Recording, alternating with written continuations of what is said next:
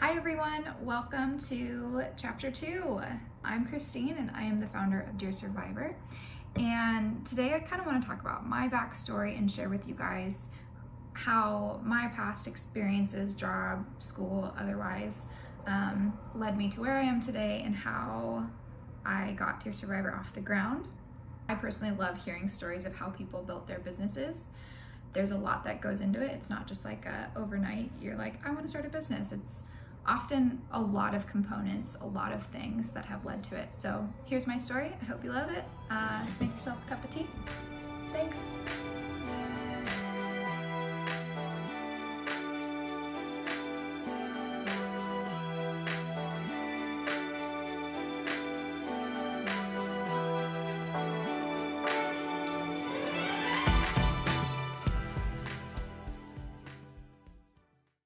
I grew up in Redlands, California, and graduated high school in 2009.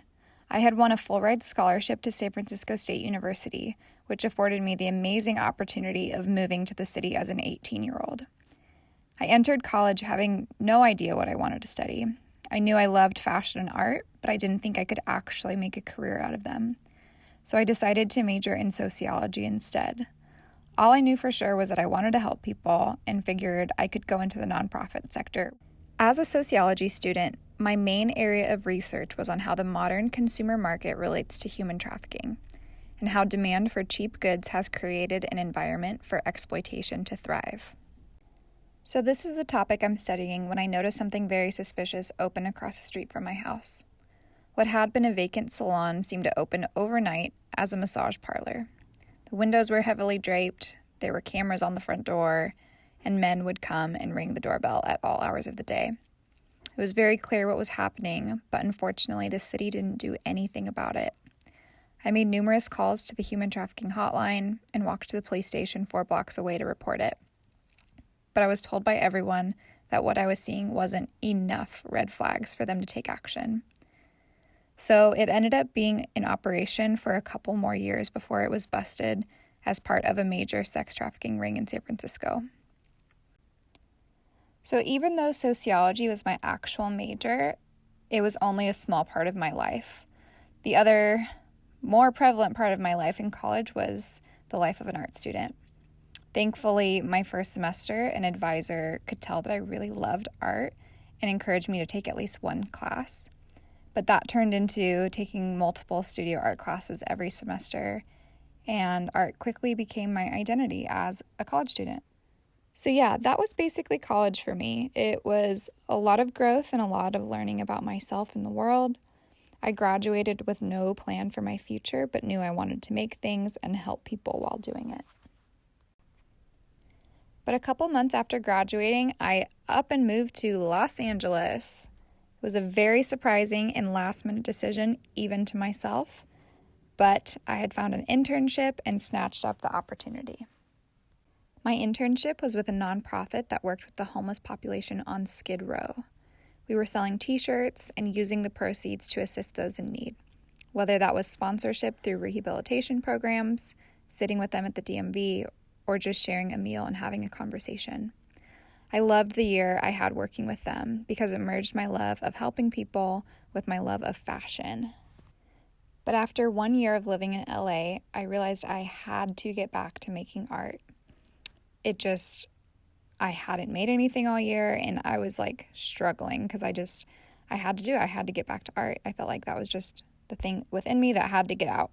So I quit and found another job as a part-time seamstress making baby shoes for a local LA brand. That was when I learned how to work with leather and how to make a lot of product quickly and accurately. But simultaneously, I was trying to pursue art. I turned my tiny back room into a little studio space and just went for it.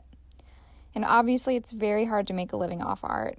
So I was also making small things like necklaces, clutches, just little sewn projects that I could sell to make a quick buck.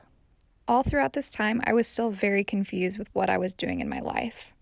I felt like I was getting closer, but I still had a lot of very strong passions that didn't seem to fit together. After a year of working my sewing job and a year of trying to pursue art, I had a friend who worked in fashion approach me and suggest I start my own brand. I said, absolutely not, no way. Because I didn't study fashion or business, I didn't think I was qualified to be in that space. But she challenged me with a simple challenge. She just said, try to come up with a brand name and a couple of possible products and see where that takes you. So I went home and I thought about it for a day, and it was like a lightning bolt struck because I suddenly realized how all of my passions could actually collide. My love of fashion and design, my desire to help victims of human trafficking, and my desire to make products ethically and in a way that empowers rather than exploits.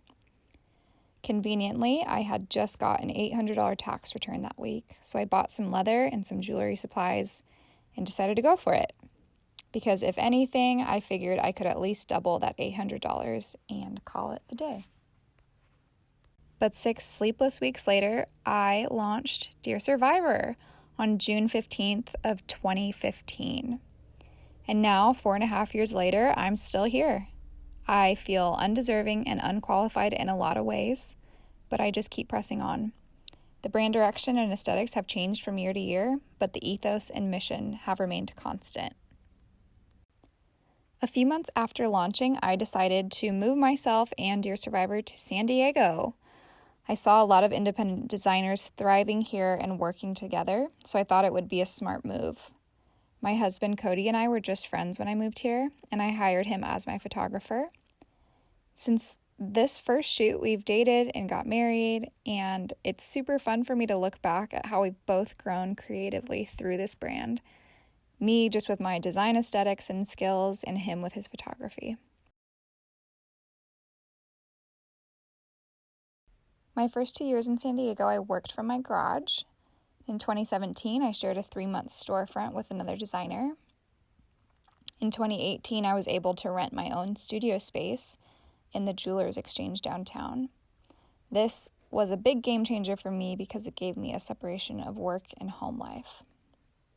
But each year, I try to focus on something new as I try to grow the brand. 2015 was just about establishing myself and coming across as a legitimate designer. 2016 was the year of finding my voice in my creative direction.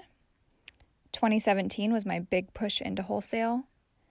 2018 was transitioning away from making bags and just focusing on jewelry. And 2019 was my big push for manufacturing and finally nailing down the brand identity. And that brings us to 2020, the start of a new decade and my 5th year as a business. Starting this year out, I asked myself a lot of questions about my ultimate goals and what I'm trying to achieve with this business, and that's informed the direction I'm taking. One of the biggest changes this year is that we're moving away from seasonal releases and instead launching a new design every other week or so. This takes a lot of energy to do this, and I'm still figuring out the logistics, but I'm very excited about it, and I think you guys will be as well. The other big push this year is marketing. Now that I have manufacturing and brand identity nailed down and basically am at a point where I can scale, we are trying to get more eyes on Dear Survivor. What's so amazing is that I'm actually able to hire my friend Courtney as my marketing wizard. She's the friend from LA who initially suggested I start a business. So it's really serendipitous to work with her all these years later, especially since she's seen me and the brand grow and evolve since day one. We have early morning calls where I update her on my product development schedule, and she builds the marketing plan around the releases. All right, and that's basically how I built Dear Survivor. Obviously, there's a lot more that I can't squeeze into a 10-minute video, but those are kind of the key points and the pivotal moments in my life that led me to where I am today. I am so honored to pursue my passion and so thankful that you guys have loved my products and my designs and have supported me along this journey. So thank you. My next video, which will come out in a couple of weeks, is going to be behind the scenes of a photo shoot. So like and subscribe so you can see when that one comes out. Thanks. Bye.